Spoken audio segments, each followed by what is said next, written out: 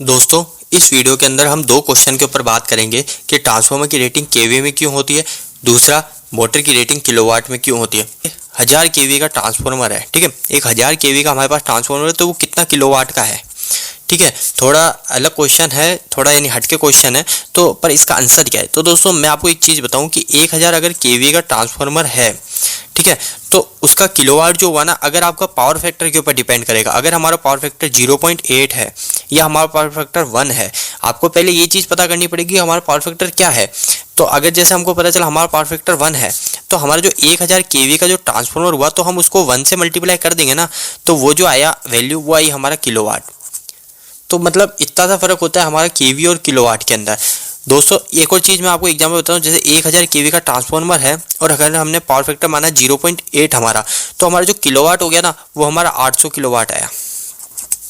दोस्तों ये फ़र्क होता है हमारा केवी और किलोवाट में। अब दोस्तों इससे आपको ये पता चलेगा कि ट्रांसफार्मर की रेटिंग केवी में क्यों होती है और मोटर की रेटिंग किलोवाट में क्यों होती है। तो दोस्तों ऐसा होता है ना दोस्तों, हमारा जो केवी पूरा का पूरा टोटल जो होता है, उसके अंदर पावर फैक्टर नाम का कोई शब्द ही नहीं होता। जो किलोवाट के अंदर होता है वो पूरा डिपेंड करता है हमारा पावर फैक्टर को लेके। तो दोस्तों हमारे क्या लोड भी ऐसे 3 टाइप के होते हैं। एक होता है कैपेसिटिव, एक होता है रेजिस्टिव। दोस्तों मैं आपको सिंपल लैंग्वेज में बताता जाऊंगा साथ साथ, और एक होता है इंडक्टिव, ठीक है। दोस्तों रेजिस्टिव लोड जो हुआ, इसका पावर फैक्टर हमेशा 1 होता है। इंडक्टिव लोड के अंदर हमारा पावर फैक्टर कम ज़्यादा होता रहता है, क्योंकि दोस्तों रजिस्टिव लोड जो होते हैं, रजिस्टिव लोड का मैं आपको एक एग्जांपल बताऊं तो जितने भी हमारे उपकरण है, जैसे हमारे हीटर हुआ या हमारे जो लैंप हुए, बल्ब हुए घरों के अंदर, दोस्तों ये जितने भी हुए ना, जो भी हमारे गर्म हो रहे हैं, जो भी हमारे गर्म होके हमारी बिजली को खर्च कर रहे हैं, बिजली की खपत कर रहे हैं गर्म होके, जैसे हमारा हीटर है, प्रेस है, लैंप है, ये सब हमारे रजिस्टिव लोड में आएंगे, ठीक है। इनका पावर फैक्टर हमेशा 1 रहता है। कैपेसिटिव लोड, कैपेसिटिव हम उस समय यूज करते हैं जब हमारे जो इंडक्टिव लोड जो होता है ना, इंडक्टिव लोड ज़्यादा बढ़ जाता है, उस समय हम कैपेसिटिव यूज करते हैं। तो दोस्तों इसके ऊपर तो अलग वीडियो बनाएंगे, वो ज़्यादा सही रहेगा। तो दोस्तों हमारा जो पावर फैक्टर जो कम होता है वो हमारा इंडक्टिव लोड के कारण होता है। तो इंडक्टिव लोड के अंदर क्या होता है दोस्तों, हमारा जो होता है मैग्नेटिक फील्ड का खेल होता है पूरा, यानी हमारी जो भी चीज़ें चलती है वो हमारे मैग्नेट के थ्रू चलती है। जैसे हमारी मोटर हुई या फिर जो हमारे मैग्नेट के थ्रू चल रहा है वो हमारे इंडक्टिव लोड में है। तो दोस्तों जो हमारा जो मैन्युफैक्चर जो होता है, जो हमारा जिसने हमारे ट्रांसफार्मर का निर्माण करा, जैसे आपने हमारे ट्रांसफार्मर का निर्माण करा, तो दोस्तों आपको ये चीज़ नहीं पता कि हमारे इलेक्ट्रिकल में भी लोड 2-3 टाइप के हैं ना। तो आपको ये चीज़ तो नहीं पता ना कि मैं कौन सा लोड यूज करूँगा। जैसे आपने मेरे को सेल करा ट्रांसफार्मर, तो आपको ये चीज़ नहीं पता थी कि मैं रेजिस्टिव लोड लगाऊंगा, कैपेसिटिव लोड लगाऊंगा, इंडक्टिव लगाऊंगा। अगर आपको ये चीज़ पता होती या मैं आपको पहले ही बता देता कि मैं सारा का सारा यूज इंडक्टिव लोड करूँगा, तो भी आप मुझे नहीं बता पाते, तो भी आप मुझे रेटिंग केवीए में देते। तो दोस्तों इसके पीछे दूसरा रीजन जो है, वो एक और रीजन ये है कि हमारे ट्रांसफार्मर के अंदर भी 2 लॉसेस होते हैं। क्योंकि ट्रांसफार्मर जो खुद है, वो ट्रांसफार्मर खुद एक इंडक्टिव उपकरण है, और दोस्तों ये खुद हमारा यानी मैग्नेट के ऊपर काम करता है, ठीक है, इलेक्ट्रोमैग्नेटिक के ऊपर काम करता है। तो इसके अंदर भी हमारे 2 लॉसेस होते हैं, एक होता है आयरन लॉस और सेकंड जो होता है वो होता है कॉपर लॉस, ठीक है। आयरन लॉस मैं बताऊं आपको क्या होता है दोस्तों, जैसे ये हमारे एक ट्रांसफार्मर की कोर है। कोर का मतलब हमारा एक आपकी तरह का लोहे की कुछ भी पत्ती समझ लो, या एक स्टील की आप कुछ भी चीज़ समझ लो, यानी एक वर्गाकार चीज़ है, ठीक है।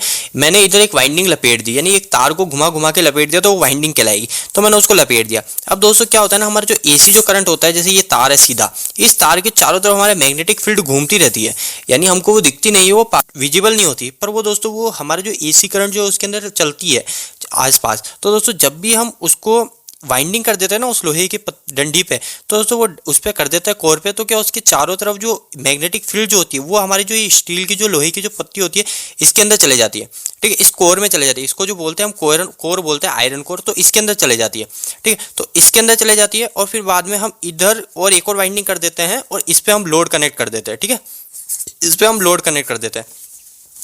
तो दोस्तों क्या होता है ना, अब देखो आयरन लॉस का मतलब हुआ जब भी हमारा कुछ मैग्नेटिक फील्ड, देखो हमारी मैग्नेटिक फील्ड इधर से इधर चली गई, तो मैग्नेटिक फील्ड इधर से यानी हमारी जो वाइंडिंग है, वाइंडिंग से हमारी कोर के अंदर गई ना, तो कोर के अंदर जाते टाइम कुछ ना कुछ लॉस तो हुआ होगा ना। क्योंकि देखो एक मैग्नेट की जो हमको चीज़ विजिबल नहीं हो रही, तो वो इधर से इधर ट्रांसफ़र हो रही है और इसके अंदर घूम रही है, तो कुछ ना कुछ तो लॉसेस होंगे उसके अंदर। कोई भी चीज़ 100% एफिशिएंसी के साथ नहीं हो सकती, तो उसके अंदर जो लॉसेस होंगे वो लॉसेस पूरा डिपेंड करता है जो हम इधर लोड कनेक्ट कर रहे हैं उसके ऊपर।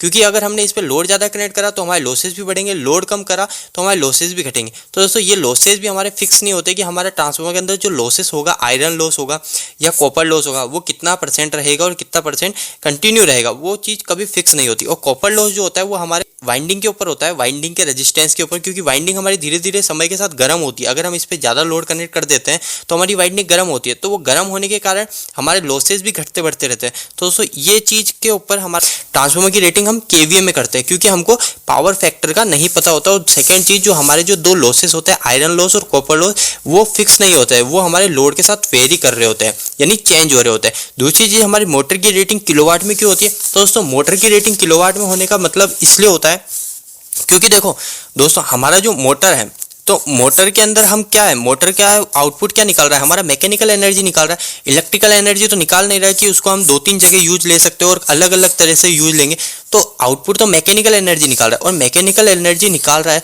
तो हमको ये चीज़ पता है उस पर क्या चीज़ कनेक्ट होगी और वो कितना एम्पियर लेगी, और हमको ये भी पता है कि हम उसके अंदर कितने वोल्टेज देंगे, कितना एम्पियर निकलेगा, यानी हमको टोटल सारी चीज़ें पता होती है मोटर मैन्युफैक्चर को। तो इसलिए जो मोटर की रेटिंग होती है वो किलोवाट में होती है। और ट्रांसफार्मर की रेटिंग केवीए में जो क्वेश्चन बहुत ही उठता है इंटरव्यू के अंदर, शायद अब आपका डाउट क्लियर हो गया होगा। फिर भी अगर आपके मन में कोई क्वेश्चन रह गया हो तो आप मुझे नीचे कमेंट बॉक्स में कमेंट कर सकते हैं। हो सकता है मेरे से भी इस वीडियो के अंदर कमियां रही हो तो आप मुझे सुझाव भी दीजिए, और आपको ऐसे वीडियोस और चाहिए तो भी मुझे नीचे कमेंट बॉक्स में कमेंट करके बताइए।